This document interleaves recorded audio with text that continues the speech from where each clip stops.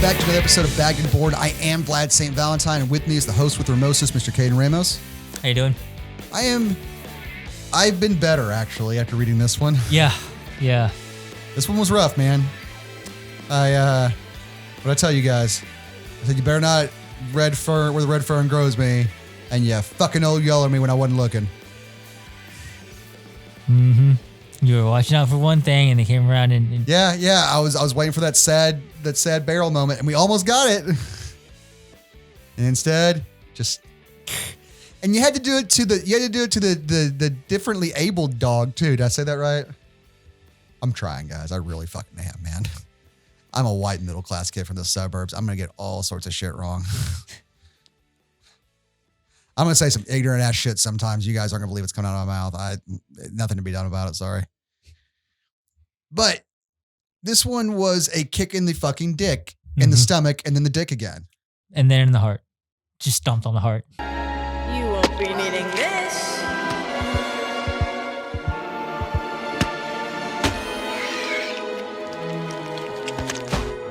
Again, all right. So if you watched our first little mini preview of this series, we didn't give away what happened in issue 1 and 2. And so just to quickly recap what this basically is to catch you up on the storyline, essentially we have a serial killer who finds women in dog parks and, kind of stalks them, kills them, and then takes their dog as the trophy back home. And because the dogs have poor memories, they don't necessarily remember they're humans, but something triggers the first dog, who's the newest dog, Sadie? Sophie. And it was her master's scarf. Her master's scarf, who the man choked her out with. Mm-hmm. So he took that as a trophy too, as well, I guess. But that triggers her to, remember what had happened to her master and that this man killed her. And she starts digging around through things in the house. They break into his upstairs bedroom, which gets one of the other dogs who's kind of believes her, gets Rusty put in the punishment shed, and he's got a limp for like the next issue too, I think. In a few panels. I couldn't tell if there was a limp or if he was just in mid walk or, because there's one time he refers to taking a punishment, his paws up, but I don't know if he was like just showing a paw like, hey, remember what I did for you?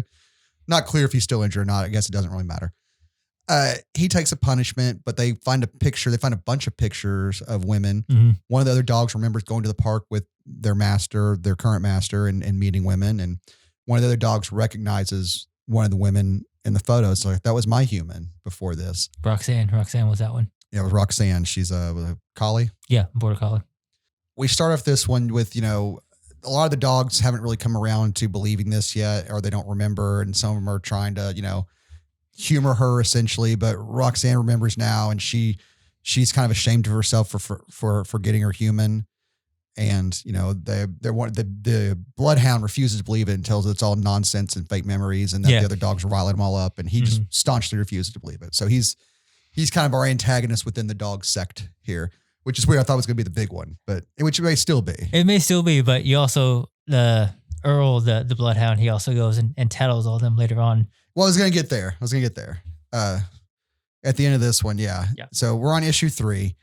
And again, we're starting out with the Rusty, Sophie, Roxanne are still talking about that. And Roxanne's like, I don't want to forget this. I can't believe I forgot. And Sophie's like, we all forgot, but my scarf made me remember. And so this picture, we got to hold on to these things that remind us, and Master comes home, and as they're going inside for food, they notice a gate to a crawl space under the porch. And 4 of the dogs, those 3, and then a Dalmatian, Victor, go in, and poor Dalmatian, he only has one paw because he was injured in a fire.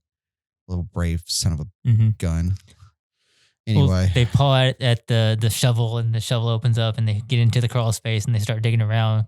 They find graves. Under there, and it's this tense moment, where the master comes to check on him. They kind of hide in a grave, and they think he's going to lock him in there by closing the gate again. But, and the one-pawed Victor, he can't get out, so to hop down there. And really tense, well-done moment. Yeah. But the problem with tense panels and me is I can just scroll through real quick and just not deal with it because I don't want to. This will definitely play well. This is one of those things that, unfortunately, sometimes you're like, oh, this will play so much better in video. And this will play very well in video. Yes. This scene can be drawn out for a good 10 minutes instead of the 30 seconds I scrolled through it because I was too chicken shit to sit through and endure the tenseness myself. But that just goes to the good storytelling and the pacing and everything, that it built that much tension that you just wanted to get it over with. It's also dogs, man. That's Yeah. that's you're cheating to begin with. You really are. Let's face it. Come on. That's tough. I hate to be that guy because I love these books and I hate to be rude to y'all because y'all are telling a wonderful story. It's beautifully drawn and beautifully done, but come on, you're cheating a little bit, right? Like a little bit. Come on, just a little bit. All right. A little bit. This one, all right. So after they get out of the grave, they get back inside. They had found something under there and they all smell it. And Earl's like, it's nothing. We all smelled it. It's just trash. But Victor's like, I haven't smelled it yet. And he smells it. And he's like, I remember. And we get his flashback of him being rescued from a fire by firemen and this female fireman, fire person, I guess. Fire person. Yeah. Well, it's like the stewardess thing. Stewardess, like we don't really call it stewardess, we call it stewards. It's like, I didn't know if actresses were like, no, we're just actors now. So I didn't know if it was the same thing. Firefighters. But I guess, yeah. I guess if it's got those aren't gender specific terms necessarily, they're just masculine and feminine connotations to things we do in societally. Whereas fireman does have the word man. Okay. All right. Firefighter. I'm trying to figure this out, guys. The female what I tell you? Female firefighter. That one. The hot putter outer. After Victor discovers his firefighter, remembers his firefighter. He remembers, the man choking her on the ground and he was like tied to the stool and he couldn't get to her. And so he has this little traumatic experience, but he's like, this is an emergency. And his training kicks in from being an emergency rescue dog. He's like, emergency. I know how to do an emergency. I've seen it done 100 times. You call 911. Yeah. You press the red button on the phone, which is 911 and the good guys come. Yeah. He's like, we can't talk to humans. No, but they'll always come. Good people always try and help, and it's like, man. Victor. So they knock the phone off the thing and they start barking at 911 and Earl, dickhead Earl, goes and scratches the door and calls the evil master and he goes down there and of course he's like, oh, my dog knocked the receiver off, sorry, hangs it up and then takes Victor out to where you think is going to be the punishment shed and Victor even nuzzles his leg a little bit. He's like, First off, he doesn't know that it's Victor until he reaches down and grabs that piece of fabric. I didn't realize that. Yeah. Yeah. I thought she was one. See, because in my mind, what it made sense. All right. See, that makes it more sinister and more like supernaturally almost. Cause like the dog knows. That's goofy. Because what I thought, I didn't think he saw that. What I was thinking initially was he killed Victor because Victor was the liability because the dog knows how to dial 911 and I can't have him keep doing that and causing suspicion in my house. You're probably right. But the way I read it was, and it made sense, was like, I can't have this dog be a liability in here and calling them all the time. And he grabs it and he's talking to it. He has it in his hand. Yeah, he's got the scrap in his hand. Yeah. Yeah. Okay. That's fine. But that's goofy. I mean, I get that you'd have it and see it, but like making the connection that he killed the dog because the dog dug up a scrap of his master's thing and then called 911, like, all right, you know what? They didn't explain the guy's reasoning for it, so this is all just speculation. Having him put together that the dog figured all this out would be a little goofy though, but having him go, this dog knows how to dial 911 because it did it once. It knocked the receiver off and pressed the exact right button. I can't have him doing that because I can't have people coming out here and like, what if I don't notice and they do a fucking house call on this place? Yeah. Like I can't have that happen. This dog is now a liability. I've got to shoot him. That makes sense. That makes complete logical sense. The guy obviously doesn't out to kill dogs because he takes the dog from every house he attacks. Mm-hmm. He must like dogs in his own way that anyone like this possibly can, but he also can't afford to be arrested. So he will shoot the dog to avoid going to jail. Anyway, that's how I read that. I mean, Victor was also one of the 4 that came in dirty and he noticed as well. The master's like, well, you guys are all dirty. I guess it's bath night tonight. Yeah. I got that. He saw they were dirty and then like, oh, you dug up a scrap. So you're in there, but it's like, why wouldn't you just go kill all 4 dogs that were dirty then? If you were tying it to them digging in the scrap, you go kill all 4 of them. But if it's strictly related to you're a liability, because like even the dog dug up a strap, it's like, oh shit, I need to just lock the gate better because dogs dig. Yeah.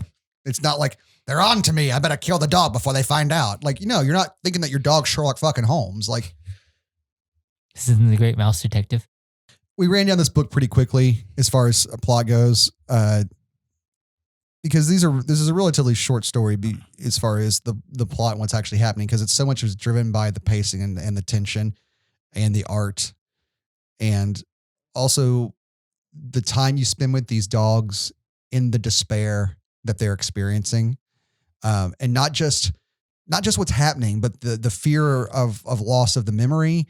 What they've lost in their life before, who this guy is, who's obviously willing to kill them to protect himself. Like, there's just so much running at them, and they have such limited ability to deal with it. And on top of that, you've got, it's like it's like the Mist. Like, anytime you get a group of people, you get the overly zealotous people who start, falling back on some draconian version of religion. Yeah.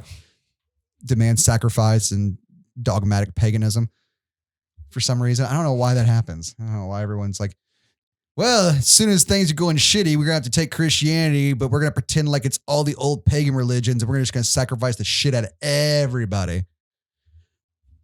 Like, fuck, man. Like, not even the Inquisition was sacrificing people. They were just burning with the stake as heretics. A little bit different. Tomato, potato. I suppose it doesn't matter to the person burning, but I can't say enough for how good it is. But at the same time, like, you're cheating. You're cheating at the heartstring thing, man. You shot a fucking dog. It's fucked up. Don't shoot dogs. Just because Disney does it in every movie, you don't. Yeah. Shit, man. So, like, we had started this shooting late tonight because I had to spend 30 minutes sitting in my bedroom holding my dogs after reading this. Like, making sure they're okay. Like, you guys know you're loved, right? You know, I love you. Yeah, we had to get all of our eyes straight from the ugly crying that we did. Oh, dude, so much snot and ugly crying, which the pit bull loved. She just loved that shit, man. It's okay. You can have my snot. I don't. You can have whatever you want. You're my precious baby angel. The snot bubble's like getting bigger and smaller as you breathe. Like, shit. Yeah, fuck you guys, man. Seriously.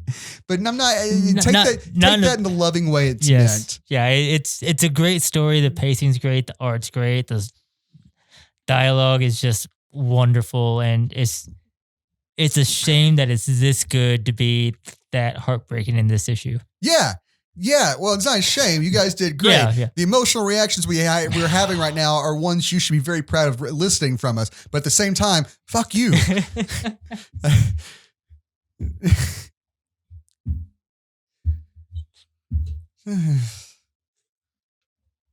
Sorry, my estro alcohol has been getting to me. Hey, I'm really looking forward to the next two issues and seeing how this story ends, and then also the prequel that we get for Free Comic Book Day. Ooh, yeah. Yes, and I honestly, I don't know that 5 is enough, but I don't know where else you go with it. I think you kind of tell the story and you be like, don't try and go back to it after this. I wish it was a little bit longer. I wish it was going to be like an 8 to 12 book arc, because it's really good. Like, you understand, like, we've gotten locked into a lot of little miniseries and they've kind of drug out and sucked. Mm-hmm. Like, some of them have been pretty bad. I'm doing Grendel's Odyssey right now, and it's not bad, but it's been a year break because of COVID. And coming back into it, I was like, okay. I mean, even Absolute Carnage wasn't that great of a... Oh, Absolute Carnage was terrible. Well, terrible is a hyperbole. It was not good. It was, you know what? That's not even fair either. It was just fine, which for a Carnage miniseries is absolutely fucking unacceptable, especially one written by Donny Cates. So the story could have been done in a fewer amount of issues than what they did. What, for Absolute Carnage? Absolute Carnage? Yeah, I was making a miniseries. Mm-hmm. It was honestly, yeah, there was no reason for that to be a whole miniseries. There was nothing. It was a cool fight scenes with Carnage and like Hulk with a vintage symbiote on, but you could have put that. Well, you did. You put it in a one shot. It wasn't even the main story, was it? Mm-hmm. Maximum Carnage was 14 books long, and they were all main storyline. None of it was side plot bullshit. Okay. It's like, well, actually, these things are much, much longer if you count all the tie-ins. Yeah, the tie-ins don't fucking matter, because if you don't read them, you don't lose the story, do you? Yeah, and even some of the tie-ins with King and Black weren't even directly related to King of Black. Disappointed in that Thunderbolts one. Mm-hmm. No, I'm gonna lie. Although I do like Weekend at Centuries. And that's all I got on this one. This is a good book, and it's a good issue. It's our oh, it's lost moment. I mean, we're exactly in the middle. It's 5 issues, right? Mhm. Oh, Yeah. you guys really should have done 8. I'm not telling you how to do your business. I'm sure you had the story you wanted to tell. I'm disappointed it's gonna be over so soon because it's pretty good. Yeah, this is our empire, man. You know, the one-handed guy gets it in the end. You know, just the only difference is Leia wasn't there to grab his ass, hanging off of a bad satellite antenna like they used to have in the 80s. Hey, you would figure that Cloud City would have like interruptions and be like, what the fuck's going on? Why is our satellite down? That was the cutscene, man. It was one fat guy in a tank top just smashing his view screen going, come on. Trying to watch that black chick scene from the holiday special. If Lumpy can get off to it, I can. The only other story that they can tell is going to be the one that they're going to start in with the Free Comic Book Day comic is a prequel. Yeah. And then we just get to go back and revisit the pre-misery before we got to our little, hopefully a happy ending. Guys, give us a happy ending on this one, man. You cheated from the beginning by going right to the freaking heart with the animals. So you shot one of them. You shot the crippled dog, man. You shot the crippled first responder dog. Fuck's sake, man. Did he have a purple heart too? Like, the only way this could have been worse is if had you just redone scenes from Hurt Locker with the fucking dog. What's next, man? Are we going to get scenes from Deer Hunter with the dogs? You going to make the dogs play Russian roulette with the cruel master behind them? I do want that cover now. Rusty with the eye patch on, like Christopher Walken. As long as you're doing movie covers, I mean. Guys, thank you so much for joining us on the episode. Any final thoughts about this book? I love it. It's great. It's everything you would want, really. And a horror story and an animal story and just a great comic book in general. Guys, we all know the dirty secret. Marvel and DC ain't putting out the best stuff anymore. Mm-mm. So your smaller one-shot comics that that artists are going to work on their own. You know, like I said, Tynion and Snyder are some of the best DC, and Cates are the best DC and Marvel writers right now. But their stuff, their creator-owned stuff is better. 10 times better. So this is better than almost anything I've read. This is better than all the mainstream comics I'm reading, with the exception of some of the Batmans I'm reading. It's not even just consistently for Batman, though. This is still consistently a better series than anything I'm reading. Mm-hmm. But I mean, there's been a few, Batmans here that I've been more engaged by just because it's Batman. Come on, what are you gonna do? Like, you're starting way back and behind the starting line on that one when it comes to Batman. Yeah, but I mean, when the storyline where Joker steals all of his money, like, yeah, of course you want to read that. Yeah, you tell me, oh, it's all dogs go to heaven with BTK. I'm like, what the fuck would I want to read that? Oh, you do. Yeah. Oh, you do. And you'd be missing out if you don't. So get to your local comic shop and tell your mother to buy some comics. Yep.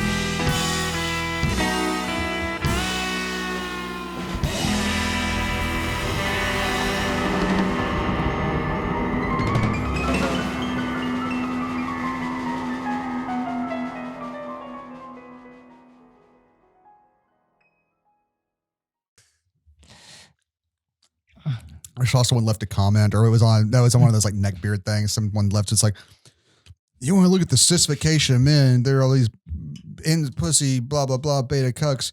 Men used to drink scotch and smoke cigars. Now they're vaping and drinking White Claws. It's like, reclaim your manhood and drink some scotch. I'm like, what are the 2 things I drink exclusively? Yeah. Neat.